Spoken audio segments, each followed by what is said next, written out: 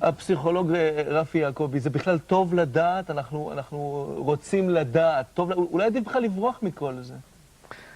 בין לברוח לבין לדעת בוודאי שכדאי לדעת. גם לא ניתן להסתיר את זה מהילדים. הם לרוב יותר אינטליגנטים מכולנו, וההסתרה יוצרת גירוי הרבה יותר חזק והרבה יותר מאיים מאשר ידיעה.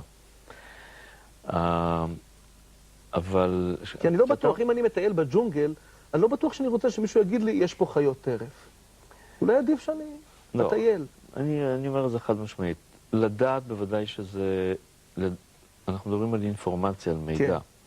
בין לברוח לבין לדעת, כדאי לדעת. כדאי לדעת. מה אתה היית ממליץ להורים לעשות כשיש ילדים שלא יכולים ללכת לבית הספר והם מודאגים? זה שוב פעם, הוא נשאר בבית ואין טיפה של סבבה במצב הזה, בדיוק ההפך. בעניין הזה אני ממליץ על אפליה מתקנת. יש ביטוי שאני משאיל אותו מתעסוקה, כן? איפה שיש יותר גברים והם נותנים איזו קדימות לאישה, אז ככה כאן, כאשר יש נטייה להעביר את הזמן כל כך הרבה, ויש הנחתות כל כך תכופות של אירועים, דווקא לתת איזושהי קונטרה, אפליה מתקנת לטובת המרגנות וטיפוח של הזמן בדברים שיש בהם איכות בידורית ואולי אפילו התכנסות משפחתית, אבל לא סביב האירועים, אלא ליהנות זה מזה. מצד אחד אתה אומר לדעת, מצד שני לא לנבור בזה. כן, בוודאי. כזה, ילד מתבקש בעצם להיות מבוגר, לחוש אחריות כלפי המצב, לדאוג יחד עם כולם. זה לא באופי של ילד לדאוג. תשמע, איך קוראים לבחור? אבירם או אביעד, אני לא לגמרי שמעתי. אביעד, תשמע, זאת אומרת, במידה מסוימת... אבירן. זה צער גידול הורים, כן? במידה רבה מאוד ההורים מתנהגים כמו שאתה מגדל אותם, כמו שאתה יודע. אז אני לא יודע מה להגיד לך במיוחד, אני לא מכיר אותך ואת ההורים שלך, אבל אם נניח אתה יכול, נניח בעדיפות ראשונה להתחשב בהם, אז אני בעד שתביא אותם בחשבון תייצר לכמה זמן, לא ליותר מדי זמן, איזושהי העברת זמן אחרת עם חברים. לעומת זאת, אם לפי דעתך, ההורים שלך, יש להם נטייה להיות ככה דאגנים וחרדתיים, אז תצטרך להיות קצת יצירתי, ובכל זאת למצוא דרך להמשיך בשגרת חייך גם בימים אלו. רפי, זה בושה לפחד? זה לא בריא לפחד? לא, ודאי שזה לא בושה לפחד. בוא נעשה איזושהי הבחנה סביב אירוע, שמשהו קורה, לבין אורח חיים. כלומר, בימים אלו, באמת שאנחנו בעיצומם של דברים, והיה אירוע בחדרה, ואירועים בירושלים, ואירועים בנתניה, בעצם איפה לא, אני לא יודע להגיד את כל הרשימה. אז בסמוך לאירוע, ילדים ומבוגרים כאחד מגיבים, כל אחד בדרכו, אבל אני רואה את זה כתגובה לגמרי טבעית, אם מישהו מרגיש לא נוח או אין לו חשק, או קשה לו אפילו לחזור לאותו מקום ששם היה אירוע. אחד הדברים רגע, אבל את ההבחנה אני עושה בין זה לבין, אם מישהו נניח עם נעמה גם בעוד שנה לא תבלה בעיר, או... אז כבר אנחנו מדברים על משהו אחר שלא קשור באירוע. אתם חוששים באמת שגם אחרי שהכל ייגמר, במהרה בימינו, אתם עדיין תפחדו נניח ממרכז העיר? אתם מפחדים שזה לא יעבור לכם? דור. לא, קודם כל אצלי בשדרות אין לי פחד מפיגועים או משהו, אלא רק מטילים וזה, כי בשדרות אין פיגועים ויש הבטחה כבדה. כן. ואין לי פחד מזה. גם אחרי שזה ייגמר לא יהיה לי פחד. אני אגיד גם יותר טוב, כי לא יהיה לי פחד מטילים ולא מכלום. זה משאיר משהו. גם אחרי שהמצב ייגמר, אם ייגמר, בתקווה מאוד, אבל זה מין טראומה קטנה, אפילו אפשר לקרוא לזה. זה משהו שנשאר, אני חושבת, לכל החיים. מה ההבדל בין פחד לבין טראומה? בלי דוקטורט. אני לא אכנס לעניין. לא, אבל טראומה זה נכון, זה זיכרון.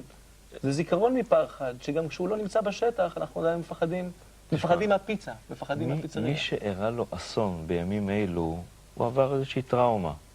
אבל אנחנו לא כולנו נמצאים באותו מקום. וכאן זה אולי לא כך פופולרי לומר כזה דבר, אבל אם נסרוק את הנוף, אז, ואני מציע לקח דוגמה כמו בתאונות דרכים. נכון שאין כמעט יום שאין פגוע על הכביש, אבל יש הרבה יותר מיליוני כלי רכב שמגיעים לידם ממקום למקום, ואף אחד לא יעלה בדעתו לוותר על יכולת הנהיגה או על אמצעי התחבורה כדי להגיע ממקום למקום. ככה גם בעניין הזה. אבל מי שעבר באופן אישי תאונה, יכול להיות שיהיה לו קשה לחזור להגה. נכון, בבקשה. אז מי שעבר אישית, אני עושה פשוט הבחנה. כן. אבל כשנניח יש איזה הלך רוח, מצב רוח כללי, כמעט הייתי אומר מצב רוח לאומי, אז יש קצת חוסר התייחסות מדויקת למצב. זאת אומרת, כי בכל זאת, גם אם אנחנו נביא בחשבון את הפיגועים, יש הרבה יותר, או הרוב הגדול, מגיעים בשלום לידם, ויכולים לבלות ולחיות את שגרת חייהם, רק אולי עם המלצה, כמו בתאונות דרכים, לנסוע בזהירות, כלומר להיות הרבה יותר ערניים מהרגיל, לשים את זה בתודעה ולשים יותר לב מאשר בימים שלווים נקרא לזה. מישהו מכם מרגיש, אנחנו מפחדים מהמקומות שבהם היה פיגוע, נכון?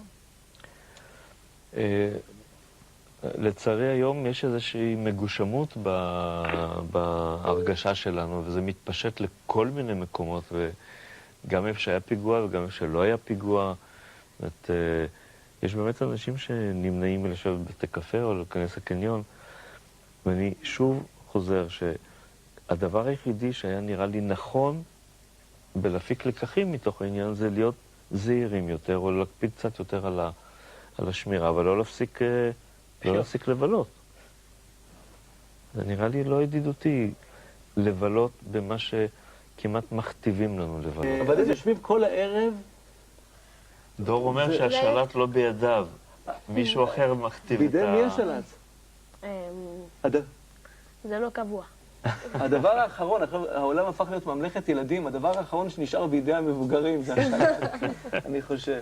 כן, אני חייב להודות שאני אישית רואה יותר מדי מהסיקור של הפיגועים, ועוד הפעם אותן תמונות, ואני פשוט חייב להודות שזה לא עושה לי טוב. זה לא מומלץ, נכון רפי? אצלי... לא. עד כמה שאפשר להמליץ או לא להמליץ על זה. לא, אני יכול בחד משמעית לא להמליץ על זה, כי זאת העברת זמן שהיא איננה ידידותית. היא לא מוסיפה כלום. את ההתמצאות התמצאת, ועכשיו אתה רואה שעות מדשדשים במחזירים תמונות. אז מה מחזיק אותי שם? מה מחזיק אותי מול הטלוויזיה? למה אני רוצה לראות את זה עוד? אני לא רוצה לדבר עליך אישית, כן, אבל... כי לא שילמתי, אני רוצה בסדר. להזהיר אותך שזה ממכר. קודם כל זה ממכר. ויותר קל לבלות בדברים כאלו מאשר למשל לנגן או ליהנות, או אפילו לשוחח בתוך המשפחה. זאת אומרת, הטלוויזיה היא כלי. תגובה, רפי. על זה אמרתי שבאמת צריך לעשות בימים אלו מאמץ מיוחד לאפליה מתקנת, כי זה כל כך שואב אותנו, זה מדבק, זה כמו מחלה מדבקת, זה הופך למגפה, כן? אלא אם כן, כל בעל יכולת שיכול בסביבה שלו, כן? להציע איזושהי עברת זמן אחרת, יותר משעשעת, יותר... אפשר לבחור להיות שמח? זאת אומרת, להחליט, אני עכשיו רוצה להיות שמח למרות הכל? קודם כל בוודאי.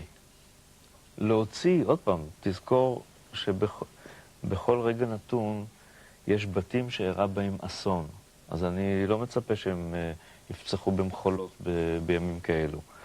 אבל יש איזשהו דבר שנחשב כמו לפרה קדושה. כלומר שכולנו חייבים לבלות כאילו שאנחנו בזה עוזרים למישהו. כלומר, אם בבית אחר הושבתה שמחה, כאילו אנחנו עוזרים בזה לבית שאירע בו אסון. שאם גם אנחנו נהיה קצת...